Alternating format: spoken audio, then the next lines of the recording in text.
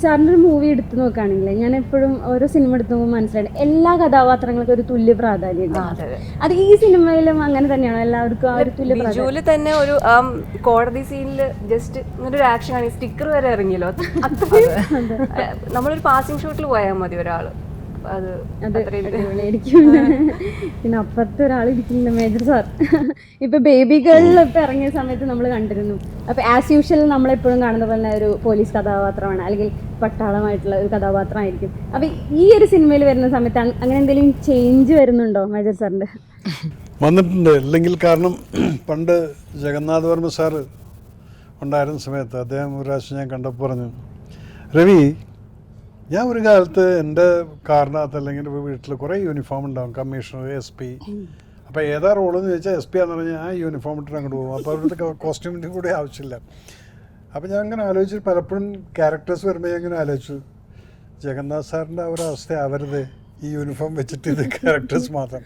പക്ഷെ അതിൽ നിന്നൊക്കെ ഒരു മാറ്റം വരുത്തിയത് ഷൈൻ്റെ പടങ്ങളിൽ കൂടെ ആക്ഷൻ ഹീറോയിൽ ചെയ്തിട്ടുള്ള കമ്മീഷണർ പോലും മസിൽ പിടിച്ചിട്ടുള്ള കമ്മീഷണർ അല്ല. So there was a flexibility in that. So our character is like that. അപ്പോൾ അന്ന് ആ പടം കണ്ടിട്ട് ഇവിടെ ACP ആയിരുന്നു നിശാന്തിനി. Now she's abroad. ഇവിടെ ഉണ്ട്. So she saw the film and അത് കഴിഞ്ഞിട്ട് എൻ്റെ അടുത്ത് ഓടി വന്ന് കെട്ടിപ്പിടിച്ചിട്ടുണ്ട്. ടിപ്പിക്കൽ വിജയൻ സാറ് തന്നെയാണ്. ഞങ്ങളുടെ ഓഫീസിൽ വിജയൻ സാർ ഇതുപോലെയാണ്. ആദ്യമൊക്കെ വളരെ മര്യാദയ്ക്ക് തെറിയും ദേഷ്യം വന്നു കഴിഞ്ഞാൽ പിന്നെ ഒരു രക്ഷയില്ല. ഒത്തേപോലെ എന്താ അദ്ദേഹത്തെ കോപ്പി അടിച്ചു. ഞാൻ പറഞ്ഞല്ലല്ലോ, ഇത് എൻ്റെ ക്യാരക്ടറാണത്. അപ്പം അതുപോലൊരു മാച്ച് വന്നു എന്ന് പറഞ്ഞു. കാരണം ശരിയാണ്, വിജയൻ സാർ അങ്ങനെയായിരുന്നു. സോ ഈ പടത്തിനകത്ത് ഇത് വിളിച്ചപ്പോൾ കുറച്ച് ആദ്യം ഒരു പേടിയുണ്ടായിരുന്നു.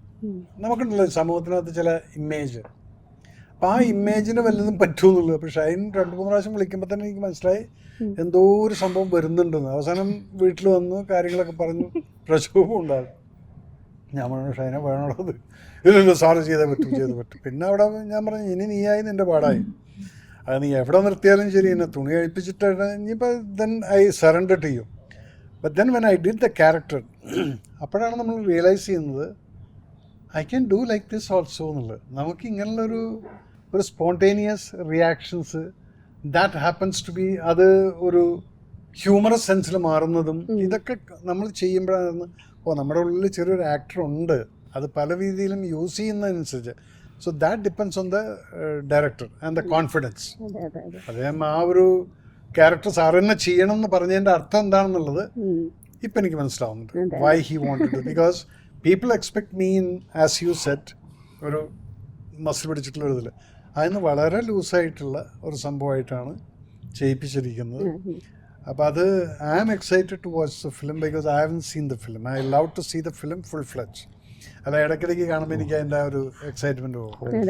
അപ്പോൾ പൂജയൊക്കെ പറഞ്ഞപ്പോൾ ഞാൻ പറഞ്ഞു, നിന്നെ മാത്രം ഷൈൻ കാണിച്ചു തന്നു. ഇല്ലല്ലോ, അത് അങ്ങനെ ഒരു സന്ദർഭത്തിലാണെന്ന് പറഞ്ഞു. എന്നിട്ട് ഞാൻ ഷൈനെ വിളിച്ചു, നീ എന്നെ പടം കാണിച്ചില്ല. എന്തായാലും I am waiting for this thing. Why? Because എൻ്റെ ക്യാരക്ടറിനകത്ത് ഞാൻ ചെയ്തിട്ടുള്ളതല്ല ഇത്. അത് ആദ്യം പറഞ്ഞപ്പോൾ ഉണ്ടായ പേടിയൊക്കെ ഇപ്പം ഞാൻ മാറിയിട്ട് ഞാൻ എക്സൈറ്റ്മെൻറ്റിലാണ് ഇരിക്കുന്നത്. ബിക്കോസ് നേരത്തെ ഈ പറഞ്ഞ പോലെ തന്നെ സ്പാ എന്ന് കേൾക്കുന്ന സമയത്ത് പല പ്രിയംഷൻസ് ഉണ്ട്. That is change in this film. Spa എന്നുള്ളത് അതൊരു പ്രൊഫഷനാണ്. അതിനകത്തുള്ള പ്രൊഫഷണലിസം എന്താണെന്നുള്ളതും അതിനെ എങ്ങനെയെല്ലാം മിസ്യൂസ് ചെയ്യുന്നുണ്ട്, അത് because of so many റെയ്ഡ്സ് and all this things. ആ റെയ്ഡിൻ്റെ കാരണം എന്താണ്? അതിനുമുണ്ട് കാരണങ്ങൾ. അസൂയക്കാർ അങ്ങനെ പല പ്രൊപ്പഗൻഡയൊക്കെ അടിച്ചിട്ടാണ് ഒരു കാരിയർ പലരുടെയും നശിപ്പിക്കുന്നത്. അപ്പം അങ്ങനെയുള്ളൊരു സ്ഥലത്താണ് എബ്രിഡ് ഷൈൻസ് സ്പാ എന്ന് പറഞ്ഞിരിക്കുന്നത് ആണ് ഇതിൻ്റെ കഥ. That is what it. അതാണ് ആ മുകളിൽ എഴുതി വെച്ചിരിക്കുന്നത്, എബ്രിഡ് ഷൈൻ്റെ സ്പാ ആണ്.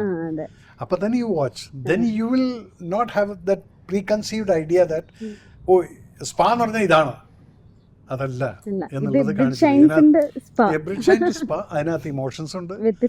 നിങ്ങൾക്ക് ചിലപ്പോൾ അത് ഹ്യൂമറായിട്ട് തോന്നുമായിരിക്കും, പക്ഷേ then there is a life in this story. That is what it is. അത് പടം കഴിഞ്ഞപ്പോഴാണ് എനിക്കും മനസ്സിലായത്. അല്ലെങ്കിൽ ഞാൻ എന്താണ് ഈ സ്പായും വെച്ചിട്ട് ചെയ്യാൻ പോകുന്നത്. പിന്നെ വിനീതിൻ്റെയും ഇവിടെ പാട്ട് കണ്ടപ്പോൾ ഓ മൈ ഗോഡ്, ഈ ലൈൻ അത് നമ്മൾ കാണാത്ത സാധനങ്ങളായിരുന്നു. So then there is something new in this film എന്നുള്ളത് അറിയാം. ആസ് യൂഷ്വൽ അല്ല പറയുന്നത്, there is Abrid Shine's spa. അതെ. അത് എബ്രി ഷൈൻ്റെ തന്നെ സ്പായാണ്. പ്രേക്ഷകര് പ്രീ ജഡ്ജ് ചെയ്യുന്നതല്ല, സിനിമ കാണുമ്പോഴാണ് കറക്റ്റ് എന്താണ് സ്പാ എന്ന് മനസ്സിലാവാൻ അപ്പൊ പറ്റുന്നത്. അങ്ങനെയാണെങ്കിൽ ഞങ്ങളൊക്കെ പ്രീ ജഡ്ജ് ചെയ്തൊക്കെ തെറ്റിപ്പോയി പോകും. അതുകൊണ്ട് ആ പ്രീ ജഡ്ജ് വേണ്ട, എബ്രി ഷൈൻ്റെ സ്പാ കാണാൻ വേണ്ടി തിയേറ്ററിൽ പോയിക്കോ. മറ്റേ സ്പാ ആണെങ്കിൽ നിങ്ങൾക്ക് ഇവിടെ ബുക്ക് ചെയ്തിട്ട് പോവാം. ജഡ്ജ്മെന്റേ വേണ്ട. അല്ലെങ്കിൽ മറ്റേ തായ്ലൻഡ് പോവാം. തായ്ലൻഡ് പോകണ്ട, എബ്രി ഷൈൻ്റെ കാണണമെങ്കിൽ നിങ്ങൾക്ക് തിയേറ്ററിൽ വരണം. Okay okay. ആ സ്പാ നിങ്ങൾക്ക് പുറത്ത് കിട്ടില്ല, ബുക്ക് ചെയ്യാനൊന്നും പറ്റില്ല. ഇവിടെ ബുക്ക് ചെയ്യാം, ബുക്ക് മൈ ഷോയില്. ഇപ്പൊ മേജർ സാർ ഇപ്പൊ പറഞ്ഞല്ലോ കുറെ വ്യത്യസ്തമായിട്ടുള്ള കഥാപാത്രങ്ങൾ ചെയ്യണം, അല്ലെ ഒരു ചേഞ്ച്, ഒരു നല്ലൊരു ഡയറക്ടറുടെ അടുത്ത് വരുമ്പോഴാണല്ലോ ഓരോരുത്തരുടെ കഴിവുകൾ നമുക്ക് മനസ്സിലാവുന്നത്.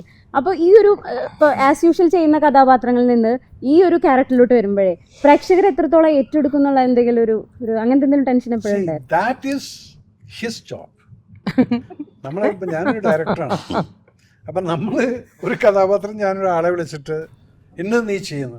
ഒരു സിമ്പിൾ എക്സാമ്പിൾ ഞാൻ പറയാം. കീർച്ചക്രയിൽ ആ ഖുദാസെ മന്നത്തെ എന്നുള്ള പാട്ടിൻ്റെ അത് ചെയ്യേണ്ടത് വേറൊരാളായിരുന്നു ഇവിടുത്തെ ആർട്ടിസ്റ്റ്. അദ്ദേഹത്തിന് എവിടെയോ തോന്നി ഇല്ല ഇതിൽ എനിക്ക് വല്ലതും ഒന്നുമില്ല. അങ്ങനെയാണ് സന്തോഷ് ജോഗി പ്രൊഡക്ഷൻ വന്നിരുന്നായിരുന്നു. ഞാൻ നോക്കി ഇവനെ പിടിക്കും, എന്നാലും ഇവിടെ വന്ന് നീ ഇവിടെ നിന്ന് മുടി വെട്ടിട്ട് വന്നാന്ന്. കാശ്മീരിലായിരുന്നത്, അവൻ അറിയില്ലായിരുന്നു. 4 സീനാണ് അഭിനയിച്ചിരിക്കുന്നത്. ആ സീനിൽ Santhosh Jogi become an artist. അപ്പം അതെന്ന് വെച്ചാൽ നമുക്കൊരാളെ കണ്ടു കഴിഞ്ഞാൽ ഇയാളെ കൊണ്ട് ഇത് ചെയ്യാൻ പറ്റുന്നുണ്ടോ, ഈ വിൽ ഡു വെൽ എന്ന്. അതുപോലെയാണ് ഇപ്പം ഷൈൻ വിളിച്ചിട്ട് എൻ്റെ ഇല്ല സാർ ഇത് ചെയ്യണം എന്ന് പറയുമ്പോൾ there will be something which he had decided. അതുകൊണ്ടാണ് നമ്മളത് ചെയ്യുന്ന സമയത്ത് ചെയ്ത് കഴിഞ്ഞതിന് ശേഷം നമ്മൾ കാണുമ്പോൾ അത് കൊള്ളാം. അപ്പം അത് ഇതെല്ലാം ഉണ്ടല്ലോ, ഇത് ഡയറക്ടറിൻ്റെ ഒരു വിഷനാണ്. ഈ ആൾ ചെയ്താൽ ചിലപ്പോൾ നിങ്ങൾ വിചാരിക്കാത്ത ആളായിരിക്കും നമ്മൾ പിടിച്ചിട്ട് അഭിനയിപ്പിക്കുന്നത്. പക്ഷെ അത് പെർഫോം ചെയ്ത് വരുന്ന സമയത്ത് അത് ആൺകുട്ടിയാണെങ്കിലും ശരി പെൺകുട്ടിയാണെങ്കിലും ശരി അത് വരുമ്പോഴായിരിക്കും ഈ ഡയറക്ടറുടെ വിഷൻ നമുക്ക് കാണാൻ പറ്റുന്നത്. അതുകൊണ്ടാണ് നല്ല ഡയറക്ടറും ചീത്ത ഡയറക്ടറും എന്നുള്ളതല്ല, ഗുഡ് പെർഫോമൻസ് എടുക്കാൻ പറ്റുന്ന ഡയറക്ടേഴ്സും ചിലതുണ്ടെങ്കിൽ വിട്ടുകൊടുക്കാം. അപ്പോൾ പ്രിയേട്ടനെയൊക്കെ സംബന്ധിച്ചിടത്തോളം ഞാൻ കാണുന്നത് എന്താണ്, പ്രിയേട്ടൻ്റെ കൂടെ ഒരു ടീമുണ്ടായിരുന്നു കോമഡി. ഇന്നിപ്പോൾ നാള് ഞാനും എല്ലാവരും കൂടെ സംസാരിക്കുന്ന സമയത്ത് വളരെ വികാരഭരിതനായിട്ട് പറഞ്ഞ അദ്ദേഹം പിന്നെ അത് ടി വിയിൽ പറഞ്ഞത്, എൻ്റെ കൂടെ അഭിനയിച്ചവർ പലരും ഇല്ല. ചന്ദ്രലേഖലത്തെ ഒരു സീൻ ഹോസ്പിറ്റലിൻ്റെ ആ കോമഡി പാക്റ്റായിരുന്നത്. മമ്മൂക്കോയ, ഇന്നസെൻ്റ്, ശ്രീനേട്ടൻ എന്ന് പറഞ്ഞാൽ ഇനി അതിലില്ലാത്ത ആളുകളൊന്നുമില്ല. അവരാരും ജനാർദ്ദൻ ചേട്ടൻ ആരെ നോക്കിക്കഴിഞ്ഞാൽ എല്ലാം ഉണ്ട്. അതൊരു പാക്കാണ്. അപ്പം എന്താ വെച്ചാൽ പ്രിയേട്ടനോട് ഞാൻ അസിസ്റ്റ് ചെയ്തിട്ടാണ് അപ്പുറം വിട്ടുകൊടുക്കും. അതിനകത്ത് പെർഫോമൻസ് ആർട്ടിസ്റ്റ് ഉണ്ട്. ഇത് ഞങ്ങളെയൊക്കെ പെർഫോം ചെയ്യിപ്പിച്ചാൽ ഞങ്ങളെ ആർട്ടിസ്റ്റ് ആക്കിയിട്ടുള്ളത് എബ്രൈഡാണ്. അവിടെ അങ്ങനെയാണ് പിന്നെ വേറെ ആൾക്കാർ നമുക്ക് പെർഫോം ചെയ്യാൻ സാധിക്കുന്നത്.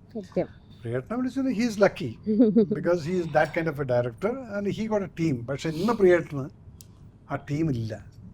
അതുകൊണ്ടാണ് അദ്ദേഹം ബാക്കൗട്ട് വെച്ച് നിൽക്കുന്നത്. ഒരു കോമഡി സബ്ജക്റ്റ് ചിന്തിക്കുന്ന സമയത്ത് he has to look into the new ആളുകൾ. അതിനിപ്പോൾ വിനീതിനെ പോലുള്ള ഒരു പടം കാണണം. He should see that yes he can perform. അവിടെ പ്രശ്നം മൂപ്പര് ഹിന്ദി ചെയ്തുകൊണ്ടിരിക്കുകയാണ്. അല്ല അപ്പൊ ശരിക്കും ഈ ഒരു സ്പാല് മേജർ സാറിന് ഒരു പുതിയ മുഖം തന്നെ കാണാൻ പറ്റും. ഒരു സംശയമില്ല, പുതിയ മുഖം കാണും. എന്നിട്ട് അത് കഴിഞ്ഞിട്ട് ഞാൻ എൻ്റെ ഭാര്യയുടെ മുഖത്തേക്ക് ഒന്ന് അപ്പൊ വേറെ പോകാം. അവളെയും കൊണ്ടുപോകും. എന്നിട്ട് ഞാൻ ഷൈൻ്റെ അടുത്തിരുത്തും. എന്നിട്ട് ഞാൻ ഇപ്പുറത്തും ഇരിക്കും. എന്നിട്ട് നീ എന്താ വെച്ചാൽ തീരുമാനിച്ചോ അത് അങ്ങോട്ടും നിങ്ങളായി നിങ്ങളുടെ ഷൈൻ. പിന്നെ അനിതയ്ക്ക് നല്ലപോലെ അറിയാം. എൻ്റെ മോന് ഫസ്റ്റ് ചാൻസ് കൊടുത്ത് ഷൈനായിരുന്നു ക്യാമറമാനായിട്ട്. മറ്റേ കുങ്ഫു മാസ്റ്റർ എന്നുള്ളത് എൻ്റെ മോൻ ക്യാമറയാണ് അർജുൻ. അപ്പം ഷൈൻ്റെ ശിഷ്യനാണത്. അതുകൊണ്ട് ഞാൻ വിചാരിച്ചു എൻ്റെ മോനെ അവിടെ ഫസ്റ്റ് ഒരു ചാൻസ് കൊടുത്തിട്ടുണ്ട്. ഞാനിപ്പോൾ അതാണ് ഷൈൻ്റെ മോൻ ഇവിടെ നിൽക്കുന്നുണ്ട്. എൻ്റെ ഓപ്പറേഷൻ സിന്ദൂർ തുടങ്ങുന്ന സമയത്ത് നിങ്ങളെല്ലാം സർപ്രൈസ് ചെയ്യും ഞാൻ അവനെ കൊണ്ട്. അതിനകത്തൊരു ക്യാരക്ടർ അങ്ങനെ ഉണ്ട്. അപ്പം അതുണ്ടായിരിക്കും. അതല്ലേ ഞാൻ നേരത്തെ പറഞ്ഞു, ഒരു സിനിമ എന്ന് പറയുന്നത് ഇറ്റ്സ് ഒരു കൂട്ടായ്മയാണ്, ഒരു ഫ്രണ്ട്ഷിപ്പ്. അല്ലെങ്കിൽ നമ്മൾ എൻജോയ് ചെയ്യില്ല. നമ്മൾ കാശ് വാങ്ങിച്ച് അവിടെ പോയി അഭിനയിച്ച് പോകുന്നു. ഇത് നമുക്കൊരു ഫീൽ ഉണ്ടല്ലോ, ഒരു ടീം അവിടെ ചെന്ന് കഴിഞ്ഞാൽ നമുക്കൊരു ഇത് പല കാര്യങ്ങളും ഞാൻ ഷൈനിൽ നിന്ന് പഠിച്ചിട്ടുണ്ട്. ഞാനൊരു ചൂടനായിരുന്നു. കീർച്ചക്രയൊക്കെ ഷൂട്ട് ചെയ്യുന്ന സമയത്ത് 25 ദിവസം ഞാൻ പടം തീർക്കും. പക്ഷെ ഞാൻ അനുഭവിക്കുന്ന ടെൻഷൻ, ഈ ഓടിച്ചോടിച്ച ആൾക്കാർക്ക് ടെൻഷൻ. പിന്നെ ഞാൻ ആലോചിക്കും, ഒരു ടെൻഷനും ഇല്ലാതെ ഒരു വാക്കൊരാളെ പറയാതെ ഷൂട്ട് ചെയ്ത പടമാണ് പിക്കറ്റ് 43. 22 ദിവസത്തിൽ ഞാൻ ആ പടം ഷൂട്ട് ചെയ്ത് തീർത്തു. ഒരു ഷൗട്ടും ഇല്ല, ഒന്നുമില്ല. അപ്പം അങ്ങനെയും പടം ചെയ്യാൻ ഇത് വെറുതെയാണ് ഈ ഷൗട്ട് ചെയ്യുന്നത്. ഉള്ള BP കൂട്ടി കിഡ്നിയും കളഞ്ഞ് ഒരു കാര്യമില്ല. അപ്പം ഇതൊക്കെ ഷൈനിൽ ഞാൻ പഠിക്കും. കൂളായിരിക്കും, കാമായിരിക്കും. എന്ത് ചോദിച്ചാൽ ഇപ്പം നേരത്തെ പറഞ്ഞ് സാറ് എന്തെങ്കിലും പറഞ്ഞു കഴിഞ്ഞാൽ ഇങ്ങനെ കേട്ടോണ്ടിരിക്കുന്നത് കേൾക്കല്ല. ചൈന ഓൾറെഡി തീരുമാനിച്ചിട്ട് ഷോട്ട് ഞാൻ ഇങ്ങനെ എടുക്കാതെ നിങ്ങൾ പറഞ്ഞത് കേൾക്കുന്നു വേറെ ചിന്തിച്ചോണ്ടിരിക്കും.